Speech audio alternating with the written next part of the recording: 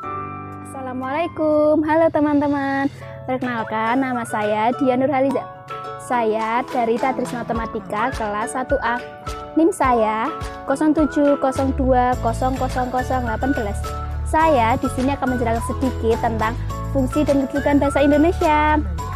Mari kita simak videonya.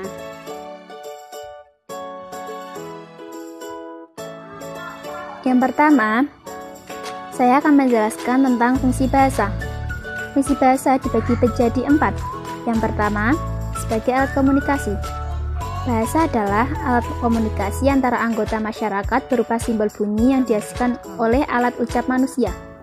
Bahasa juga merupakan alat ekspresi diri sekaligus pula merupakan alat untuk menunjukkan identitas diri.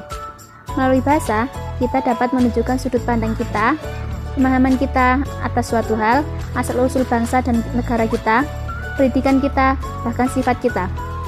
Bahasa menjadi cermin diri kita, baik sebagai bangsa maupun sebagai diri sendiri. Agar komunikasi yang dilakukan berjalan lancar dengan baik, penerima dan pengirim bahasa harus menguasai bahasanya. Bahasa juga berfungsi sebagai identitas suatu suku atau bangsa karena keunikannya. Karena setiap suku atau bangsa tentunya memiliki bahasa yang berbeda. Yang kedua, sebagai alat ekspresi. Dalam komunikasi, bahasa berfungsi sebagai penyalur untuk mengeluarkan apa yang kita kehendaki. Bahasa sebagai ekspresi diri dapat diartikan bahwa bahasa merupakan alat yang dapat menginterpretasikan segala hal baik berupa gagasan, perasaan, ide, dan lain sebagainya untuk disampaikan kepada orang lain. Fungsi bahasa sebagai ekspresi diri ini memberi kita kebebasan dalam menyampaikan sebuah ekspresi diri. Sebagai alat untuk menyatakan ekspresi diri, bahasa menyatakan secara terbuka segala sesuatu yang tersirat di dalam hati dan pikiran kita, sekurang-kurangnya untuk memaklumi keberadaan kita. Yang ketiga, sebagai alat integrasi sosial. Fungsi adaptasi dan integrasi ini bermakna bahwa bahasa menyatukan diri kita dalam masyarakat. Bahasa menjadi modal bagi seorang manusia untuk beradaptasi dan menyesuaikan diri dengan segala sesuatu yang ada pada lingkungannya.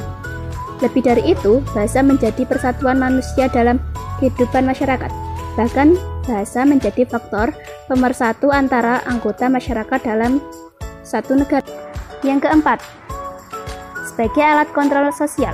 Fungsi kontrol sosial memiliki makna bahwa bahasa dapat digunakan untuk mempengaruhi sikap dan juga pendapat orang lain. Dalam hal ini, kemampuan untuk mempengaruhi sikap dan pendapat tersebut dapat dijadikan sebagai alat guna mencapai satu kehidupan masyarakat yang baik dan ideal. Bahasa berfungsi untuk mempengaruhi sikap dan pendapat orang lain. Bahasa digunakan sebagai alat kontrol sosial karena bahasa digunakan sebagai usaha untuk mempengaruhi tingkah laku dan tindakan-tindakan orang lain. Semua kegiatan sosial akan berjalan dengan baik karena dapat disatukan dengan mempergunakan bahasa. Yang kedua, saya akan menjelaskan tentang kedudukan bahasa. Kedudukan bahasa dibagi menjadi 2. Yang pertama, sebagai bahasa nasional. Bahasa Indonesia lahir pada tanggal 28 Oktober 1928. Pada saat itu, para pemuda dari berbagai pelosok Nusantara berkumpul dalam kerapatan pemuda dan berikrar. Yang pertama, bertumpah darah yang satu tanah Indonesia. Yang kedua, berbangsa yang satu bangsa Indonesia. Dan yang ketiga, menjunjung bahasa persatuan, bahasa Indonesia. Ikrar para pemuda ini dikenal dengan nama Sumpah Pemuda. Unsur yang ketiga dari Sumpah Pemuda merupakan penyataan tekad bahwa bahasa Indonesia merupakan bahasa persatuan bangsa Indonesia. Pada tahun 1928, itulah bahasa Indonesia dikukuhkan kedudukannya sebagai bahasa nasional. Bahasa Indonesia dinyatakan kedudukannya sebagai bahasa negara pada tanggal 18 Agustus 1945. Karena pada saat itu, Undang-Undang Dasar 1945 disahkan sebagai Undang-Undang Dasar Negara Republik Indonesia. Dalam Undang-Undang Dasar 1945, disebutkan bahwa bahasa negara ialah bahasa Indonesia. Yang kedua, sebagai bahasa negara. sebagai bahasa negara dibagi menjadi 4. Yang pertama, kedudukan bahasa Indonesia sebagai bahasa negara dengan digunakannya bahasa Indonesia dalam naskah proklamasi kemerdekaan RI 1945. Mulai saat itu, dipakailah bahasa Indonesia dalam segala upacara, peristiwa, dan kegiatan kenegaraan baik dalam bentuk lisan maupun tulis. Yang kedua, kedudukan bahasa Indonesia sebagai bahasa negara dengan pemakaian bahasa Indonesia sebagai bahasa pengantar di lembaga pendidikan dari taman kanak-kanak, maka materi pelajaran yang berbentuk media cetak juga harus berbahasa Indonesia. Cara ini akan sangat membantu dalam meningkatkan perkembangan bahasa Indonesia sebagai bahasa ilmu pengetahuan dan teknologi. Yang ketiga, kedudukan bahasa Indonesia sebagai bahasa negara dibuktikan dengan digunakannya bahasa Indonesia dalam hubungan antar badan pemerintah dan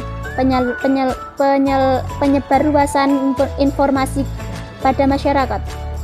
Sehubungan dengan itu, hendaknya diadakan penyeragaman sistem administrasi dan mutu media komunikasi massa. Tujuan agar isi atau pesan yang disampaikan dapat dengan cepat dan tepat diterima oleh masyarakat. Yang keempat, kedudukan bahasa Indonesia sebagai bahasa negara dibuktikan dengan penyebaran ilmu pengetahuan dan teknologi, baik melalui buku-buku pelajaran, buku-buku populer, majalah-majalah ilmiah maupun media cetak lainnya.